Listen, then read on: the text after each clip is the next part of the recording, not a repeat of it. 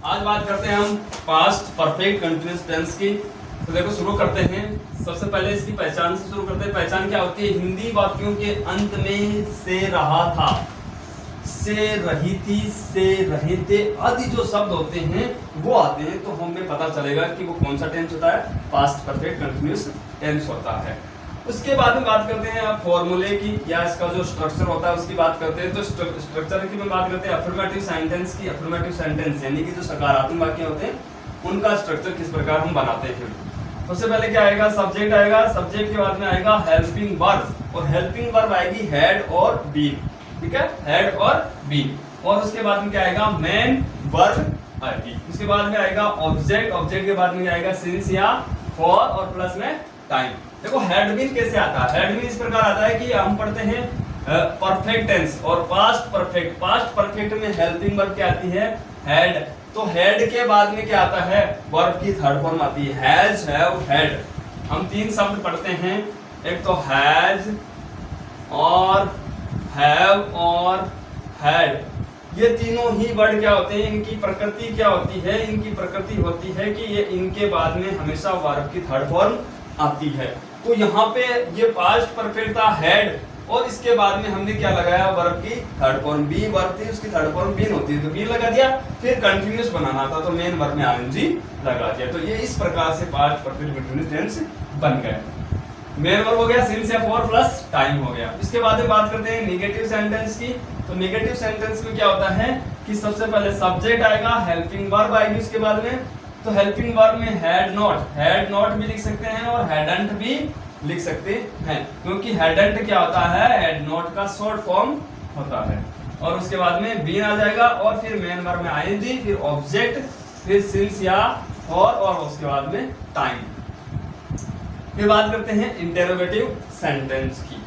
तो interrogative sentence हमने पढ़े हैं, दो तरीके से हम बनाते हैं। एक बनाते हैं हेल्पिंग वर्ब से जो वाक्य बनते हैं वो, और दूसरे बनते हैं WH वर्ड वाले वाक्य। तो हेल्पिंग वर्ब वाले में तो पता है आपको पास्ट परफेक्ट टेंस में कौन सी हेल्पिंग वर्ब आती है? हेड आती है। तो पास्ट परफेक्ट कंटिन्यूअस पढ़ रहे हैं तो इसमें भी हेड आएगी। तो हेल्पिंग वर्ब क्या आ गई? हेड। हेड के बाद में क्या आता है? सब्जेक्ट आएगा। यहाँ ध्यान रखना, हेड आएगी हेल्पिंग वर्ब, उसके बाद में सब्जेक्ट आएगा। फिर क्या आ जाएगा? बीन, और बीन के बाद में आपको लगाना है मेन वर्ब में आईएनजी। उसके बाद में आता है ऑब्जेक्ट। ऑब्जेक्ट के बाद में सिंस या फॉर प्लस में टाइम, और ये ध्यान रखना है प्रश्नवाचक चिन्ह लगाना होता है इस प्रकार के वाक्यों में। फिर बात करते हैं WH वर्ड की। तो WH वर्ड आएगा प्लस हेल्पिंग वर्ब हेड आएगी।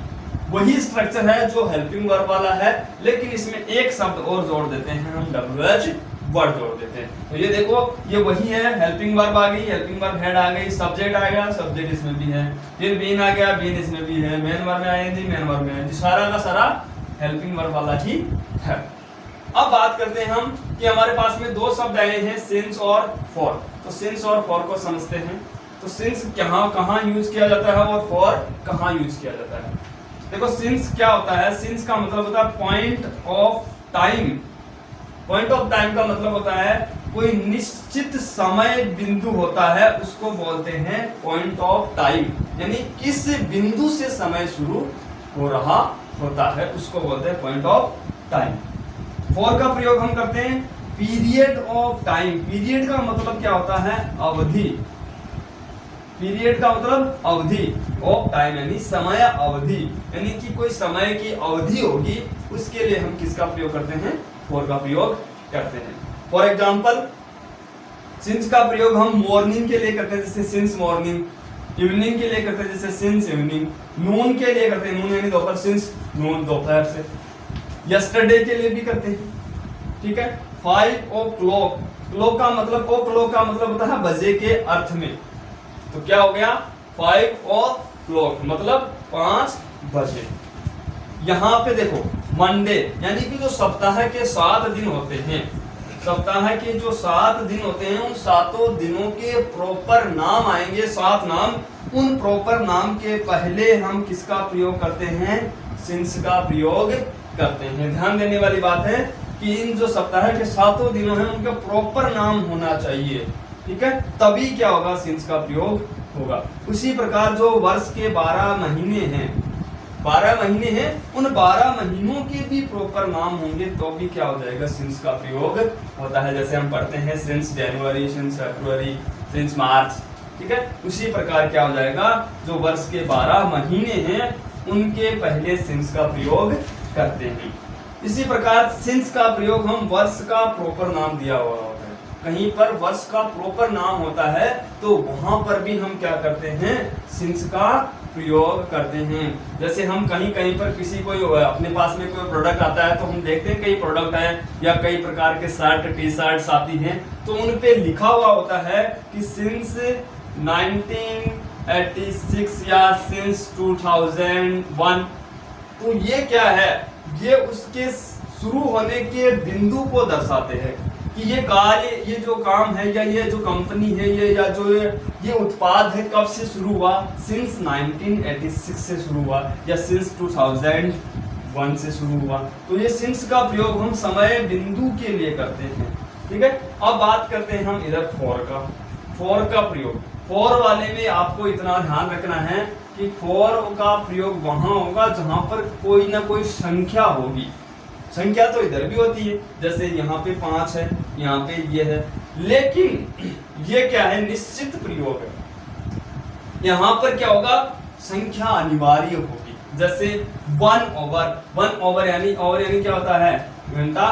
तो इसका मतलब क्या हो गया, 1 ओवर यानी 1 घंटे से, और 1 ओवर 1 घंटे से मतलब 4 आ जाएगा यहाँ पे, तो क्या हो जाएगा 4 1 ओवर। तो ये क्या हो गया, 4 1 ओवर, यानी कि एक अवधि हो गई, 1 घंटे की जो अवधि हो गई उसके लिए हम 4 का प्रयोग करते हैं।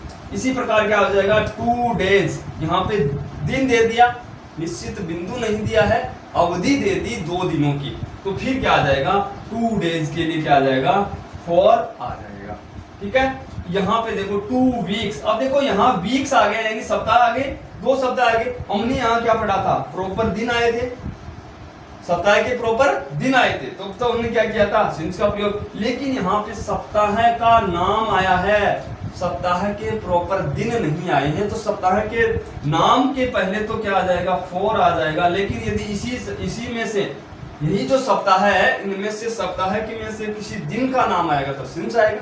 इसी प्रकार ईयर्स, 2 ईयर्स आ गए, यहाँ पे संख्या चेंज हो सकती है 1 2 3 जो भी अपने सेंटेंस के अकॉर्डिंग, तो यहाँ पे क्या हो जाएगा, भी यहाँ पर भी 4 का प्रयोग हो जाएगा।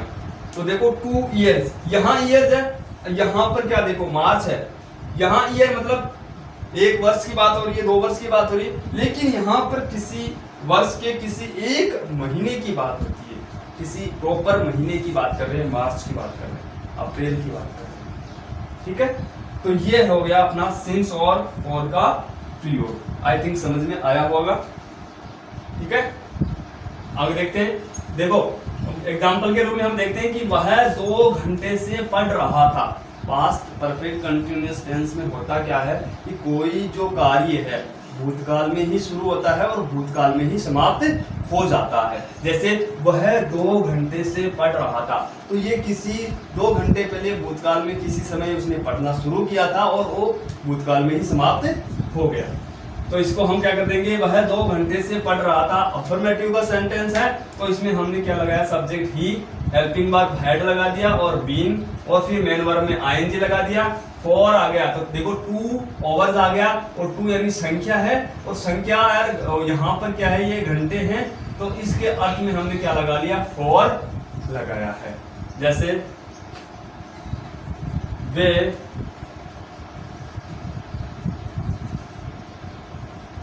2001 से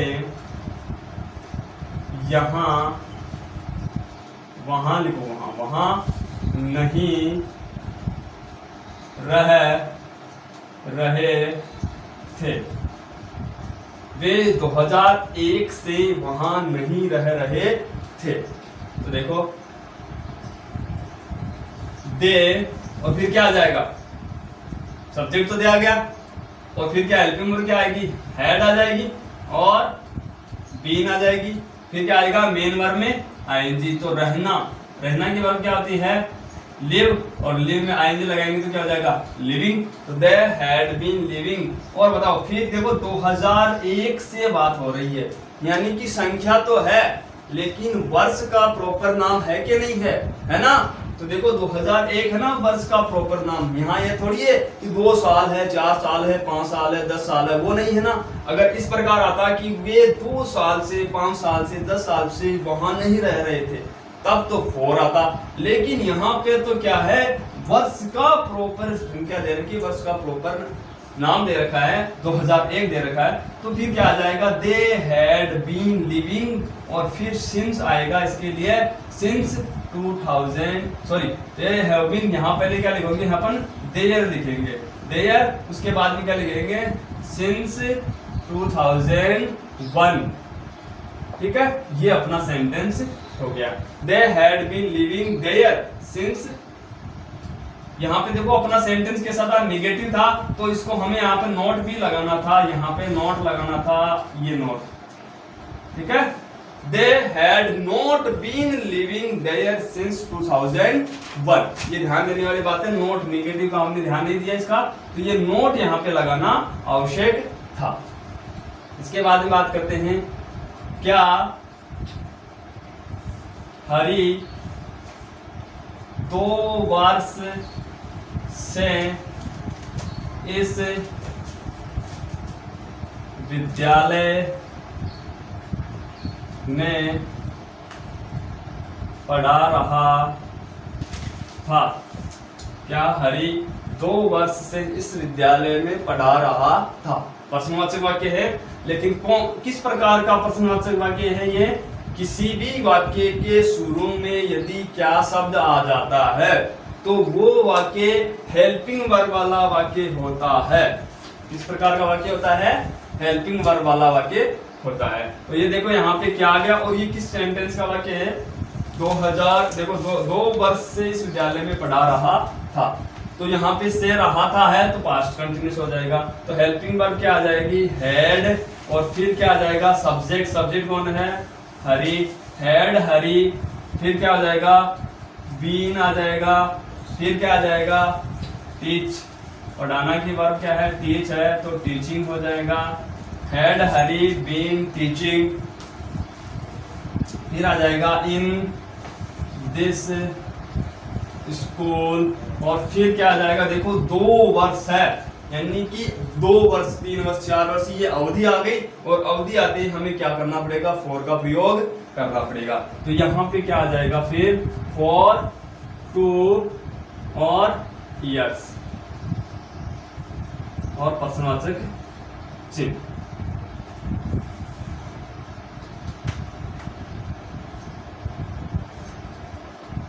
सीमा 2 सप्ताह से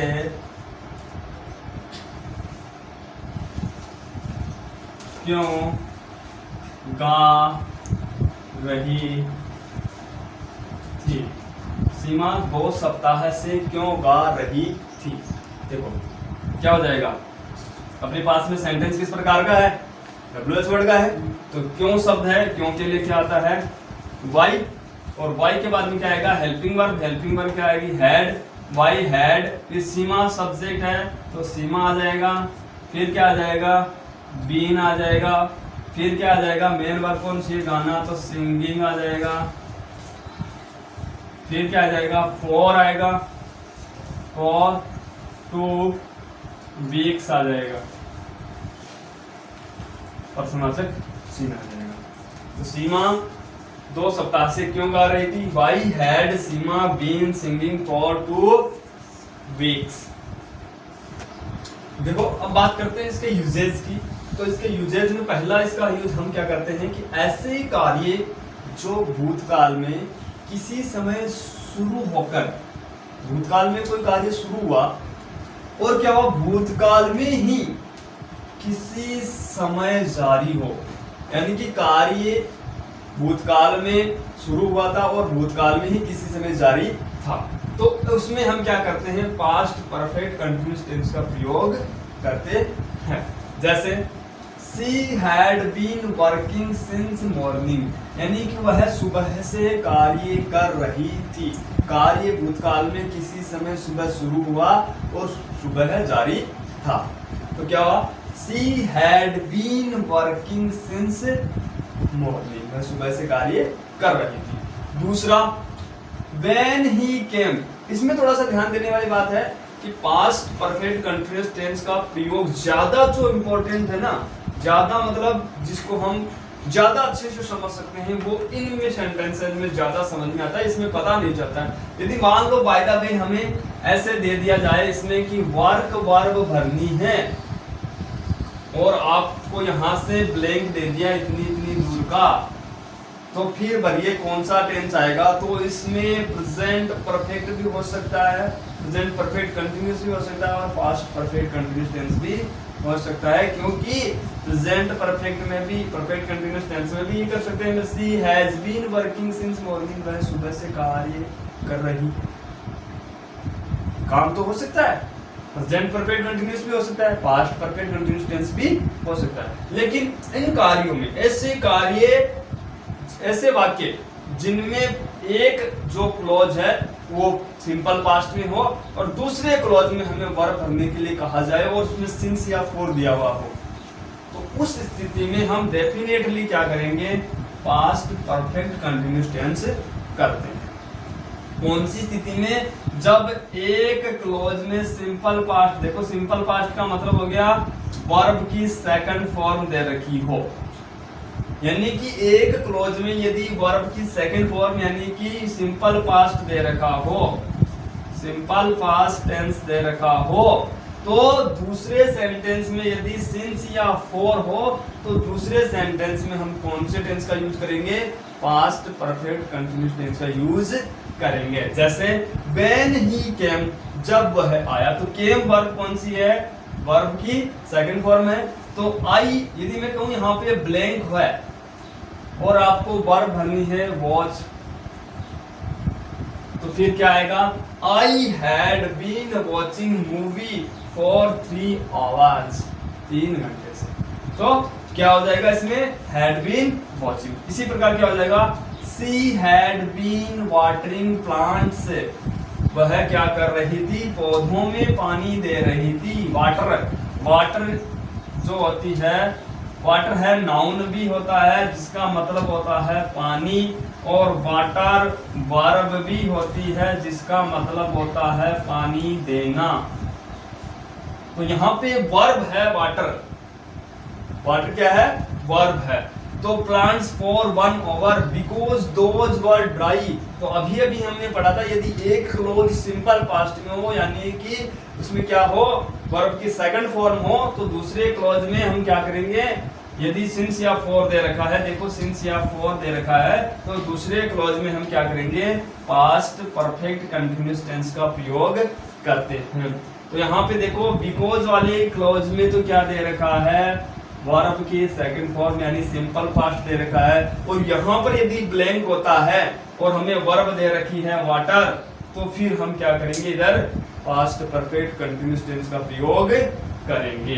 तो क्या हो जाएगा फिर? She had been watering plants for 1 hour because those were dry. इस वर्ग के लिए, वर्ग के कारण से यहाँ पर क्या आ गया? पास्ट परफेक्ट कंटीन्यूअस टेंस आ गया। इसी प्रकार अगले वाले में देखो, ही हैड बीन वाचिंग, तो had been watching past perfect continuous tense है। टीवी सिंस 9 o'clock बिकॉज, और बिकॉज वाले में देखो यहाँ पे हैड है, तो हैड यहाँ पर मेन वर्ब है। हैड क्या है? यहाँ पर मेन वर्ब है। जैसे कि जो हैव वर्ब होती है मेन वर्ब, जिसका मतलब, जिसका अर्थ क्या होता है? होना। ये क्या है? मेन वर्ब है, मुख्य क्रिया है। तो ये मेन वर्ब का ही सेकंड रूप है, हैव का ही सेकंड रूप है, जिसका मतलब क्या होता है? हैव यानी होना। तो ये हैड हो गया, सिंपल पास्ट हो गया। तो he had been watching TV since 9 o'clock, वह 9 बजे से टीवी देख रहा था, क्योंकि उसके पास कोई कार्य नहीं था, उसके कोई काम नहीं था। अगला देखो, when he reached, अब देखो when वाले में reached है ना, वर्ब की सेकंड फॉर्म हो गई, तो ये कौन सा टेंस हो गया, सिंपल पास्ट हो गया। अब हमें पता चल गया इसमें सिंपल पास्ट है, तो अगले वाले में क्या आ जाएगा फिर, पास्ट परफेक्ट कंटिन्यूस आ जाएगा। तो ये क्या होगा, हैड बीन सिंगिंग और फॉर 2 आवर्स। तो क्या हो गया, यहाँ पे इनको देख करके कि दूसरे अगर एक सेंटेंस में सिंपल पास्ट है और दूसरे सेंटेंस में सिंस या फॉर दे रखा है और हमें वर्ब भरने के लिए कहा जाता है, तो डेफिनेटली उस ब्लैंक में या उस स्थान पर हम पास्ट परफेक्ट कंटिन्यूअस टेंस का प्रयोग करते हैं। कौन सी स्थिति में, जब एक क्लॉज में क्या दे रखा हो, वर्ब के सेकंड फॉर्म बोलते हैं या फिर सिंपल पास्ट टेंस है, तो दूसरे खालिस्तान में या दूसरे जो ब्लैंक है उसमें हम डेफिनेटली क्या करेंगे, पास्ट परफेक्ट कंटिन्यूअस टेंस का प्रयोग करते हैं। तो यह आज का अपना टॉपिक था, पास्ट परफेक्ट कंटिन्यूअस टेंस। ठीक है, आई थिंक आपको समझ में आया होगा और आज के लिए आपको बहुत बहुत धन्यवाद। Thank you.